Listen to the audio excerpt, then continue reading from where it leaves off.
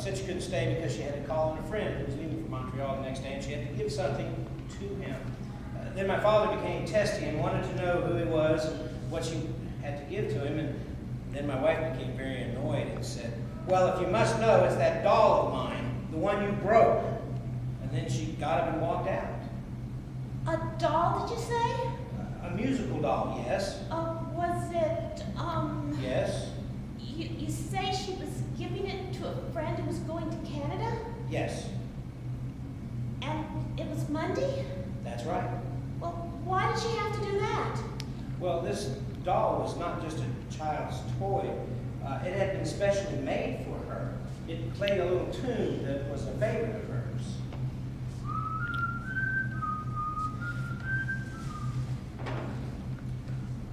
The friend was going to take the doll back to the makers and have it fixed and then bring it back to her.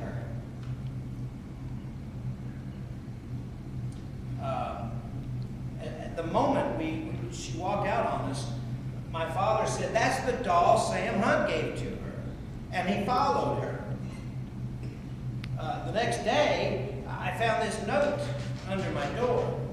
It just says, "Dear Harry, Sam Hunt lives at 27B Grogan Street in Greenwich Village.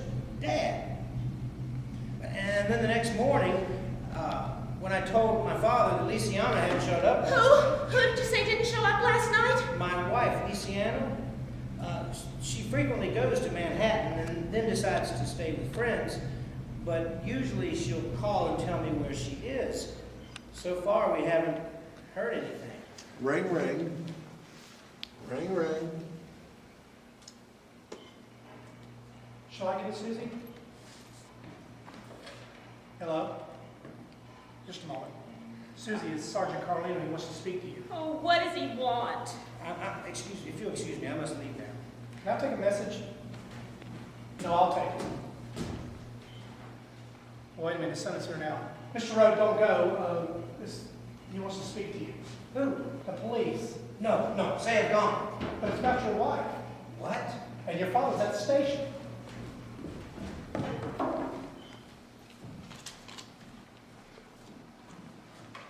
Hello? Yes, speaking. That's right. No, she didn't, but is she hurt? No, tell me now.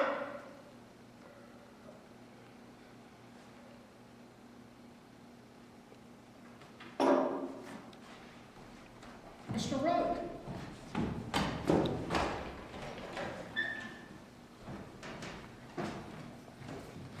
Mike, don't go! Oh, of course not. He left the door open. Well, that's some family, the Rhodes. The old man just walked into Carlino's office. And it seems that Mrs. Rhodes has been in some kind of accident. She's dead. What? She was murdered outside of here last night. You mean you knew that the whole time he was here? No, I just figured it out when he was on the phone. The police must have told him.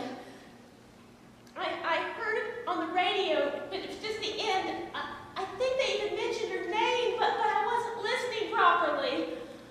Mike, will you call the Asbury Park bus station and have Sam phone me as soon as he gets there? Oh, sure I will. But look, Susie, you're not worried about anything an old man's going to say. He's obviously nuts. But Mike, there's something you don't know. Sam did bring a doll back from Canada. It can't be the same one. Exactly like the one he described. I know because I was helping him unpack, and I must have knocked it off the bed because it played that tune. And I picked it up and said, "Oh, surprise me," because I thought it was a present for me. But he said no. It was for some little girl who was in the hospital. Some woman had given it to him at the airport in Montreal. Some woman he said he'd never met before. Okay, so Sam took it to the hospital then. No, she came here for the doll later that night, but Sam couldn't find it. She must have been Mrs. Rote. And that woman last night, that Lysiana who didn't show up, that was Mrs. Rote too. Oh no! Well, now just take it easy, Susie. I suppose Sam did to her. That's not so serious. Mike, on our dresser, can you see a photo of Sam and me? It's in a leather frame. It's not on the dresser. Oh, that's what that old man was carrying around out of the house. He's taking a picture of Sam to the police.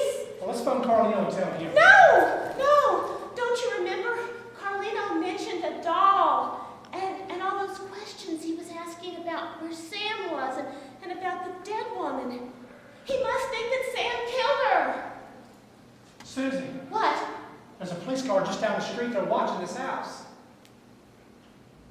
Okay. Garden. Okay.